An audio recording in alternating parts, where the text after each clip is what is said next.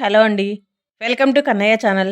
ఈరోజు మనం 2025 సంవత్సరంలో వచ్చే భీష్మ ఏకాదశి గురించి తెలుసుకుందామండి. అలాగే భీష్మ ఏకాదశి ఎప్పుడు వచ్చింది? ఆ ఏకాదశికి భీష్మ ఏకాదశి అని పేరు ఎందుకు వచ్చింది? ఎలా వచ్చింది?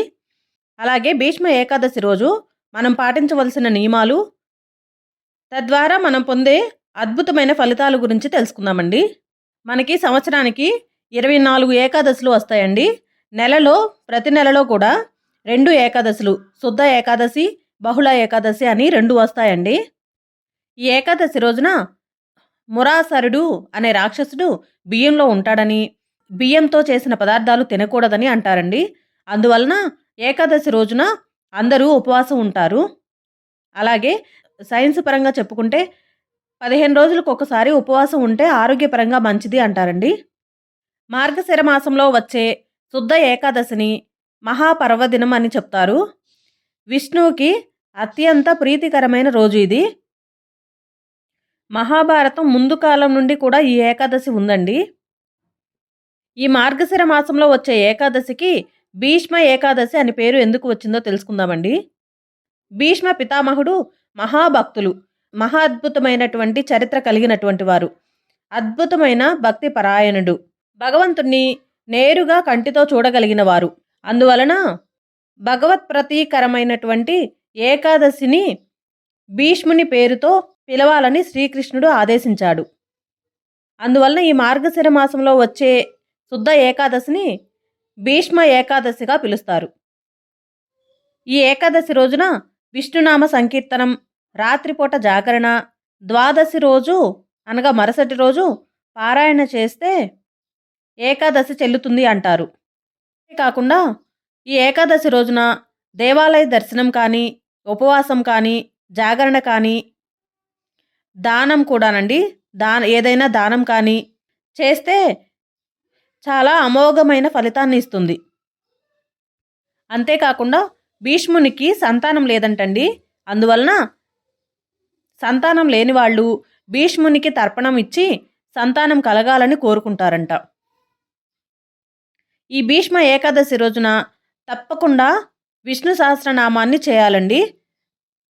అలా చేయటం వల్ల అత్యద్భుతమైన ఫలితం లభిస్తుంది.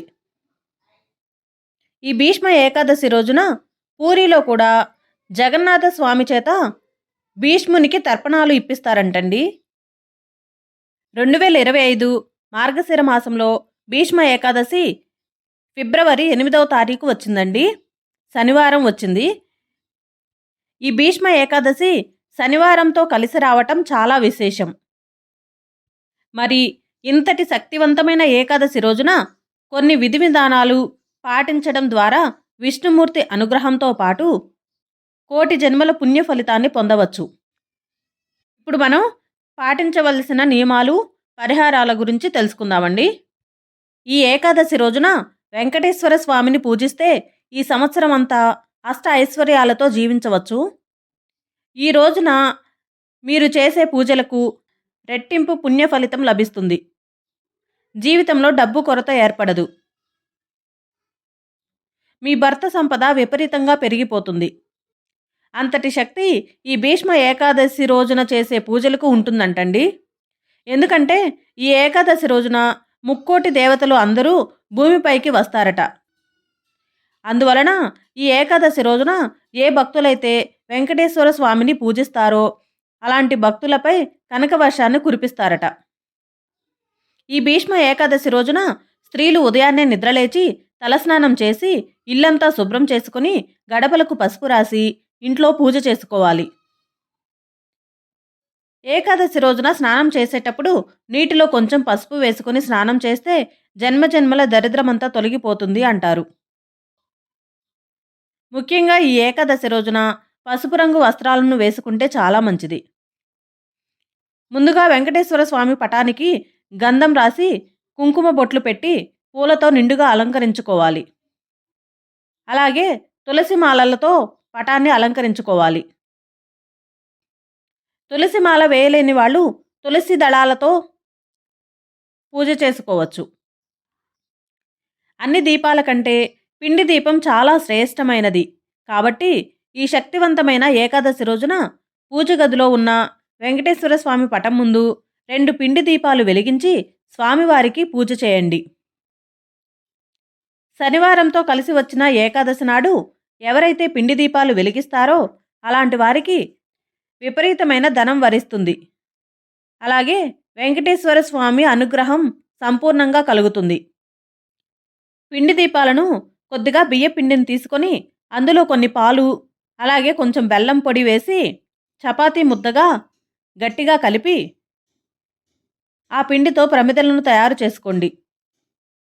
ఆ పిండి దీపాలకు పసుపు రాసి కుంకుమ బొట్లు పెట్టి దీపంలో 7 ఒత్తులు వేసి దీపారాధన చేయాలి.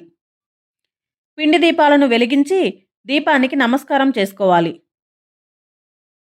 ఇక పూజలో నైవేద్యంగా ఒక చిన్న బెల్లం ముక్కను సమర్పించి ఓం గోవిందాయ నమః అనే మంత్రాన్ని 21 సార్లు జపించాలి. ఏకాదశి రోజున ఈ మంత్రాన్ని జపించటం వల్ల మీ జీవితంలో ఉన్న సమస్యలన్నీ తొలగిపోయి మీ ఇంటికి కుబేర రాజయోగం ప్రాప్తిస్తుంది అంటారు. చివరిగా స్వామివారికి హారతి ఇచ్చి 3 ప్రదక్షిణలు చేసి స్వామివారికి నమస్కారం చేసుకొని తలపైన అక్షింతలను వేసుకోండి. ఈ భీష్మ ఏకాదశి రోజున ఈ విధంగా పూజ చేసి చూడండి.